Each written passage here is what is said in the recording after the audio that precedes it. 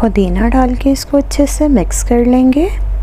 माशाल्लाह से देखें कि कितनी खूबसूरत और अल्हम्दुलिल्लाह कितनी अच्छी बनी है, बहुत मज़े की बनी है, हाशमेदार। आप इसको रोटी, चावल, किसी भी चीज़ के साथ सर्व कर सकते हैं और इंजॉय कर सकते हैं।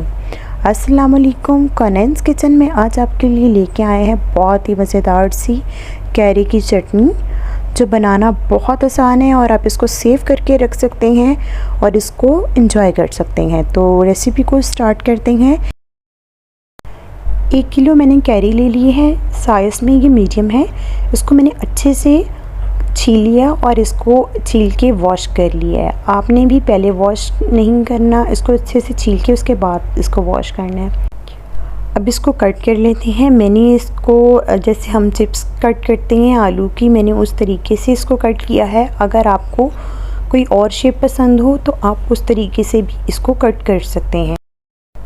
जी माशाल्लाह से मैंने सबको कट कर लिया और मैंने चिप्स की तरह इसको कट किया है। इसके स्लाइसेस जो हैं ना ज़्यादा आपने बारीक रखने हैं ना ज़्यादा मोटे, बिल्कुल नॉर्मल साइज़ होना चाहिए। साथ ही इसमें ऐड कर देंगे 3 कप चीनी, ग्राम में ये होगी 500 ग्राम।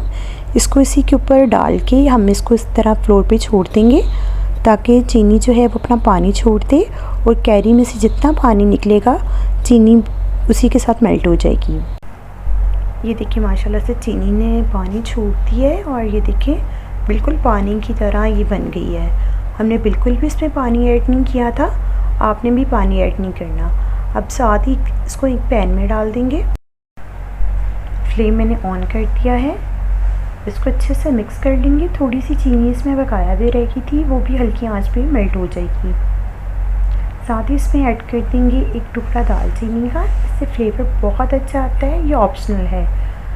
ये देखिए माशाल्लाह से ये पकना स्टार्ट हो गया है। हमने इसको तकरीबन 20 से 25 मिनट के लिए पकाना है या उतनी देर तक पकाना है कि हमारी कैरी जो है वो सॉफ़्ट हो जाए। लेकिन हमने इसको ज़्यादा सॉफ्ट नहीं करनी, सिर्फ नॉर्मल सी सॉफ्ट करनी है। अगर इसी दौरान आपका शीरा गाढ़ा हो जाए तो आप इसमें थोड़ा पानी ऐड कर सकते हैं। अब साथ ही मैं इसमें ऐड कर दूँगी 4 टेबलस्पून कटे हुए बादाम। ये भी ऑप्शनल है लेकिन इससे फ्लेवर बहुत अच्छा आएगा।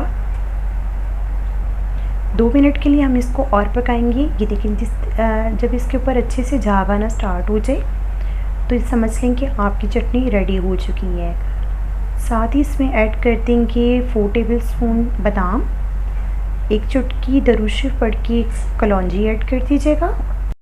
साथ ही इसमें ऐड कर देंगे फूड कलर। मैंने ऑरेंज फूड कलर का इस्तेमाल किया है, ये ऑप्शनल है, अगर आप चाहें तो इसको स्किप भी कर सकते हैं।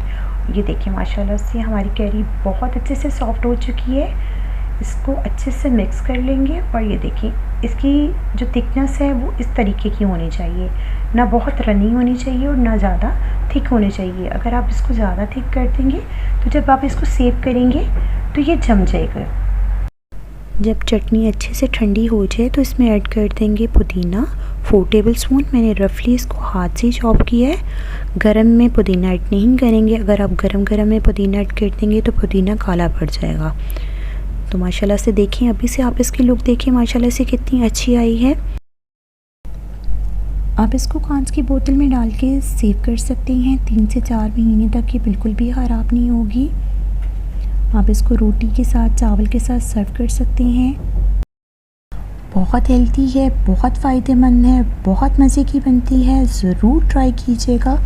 इसको अपने प्यारों के साथ, अपने दोस्तों के साथ, अपने फैमिली मेम्बर्स के साथ शेयर कीजिएगा और फीडबैक देके ज़रूर बताइएगा कि आपको हमारी रेसिपी कैसी लगी। वीडियो अच्छी लगी तो वीडियो को लाइक कर दीजिएगा और चैनल पे अगर नए आए हों तो सब्सक्राइब कर लीजिएगा, बेल आइकन को प्रेस कर लीजिएगा ताकि आने वाली हर नई वीडियो का नोटिफिकेशन आपको मिलता रहे।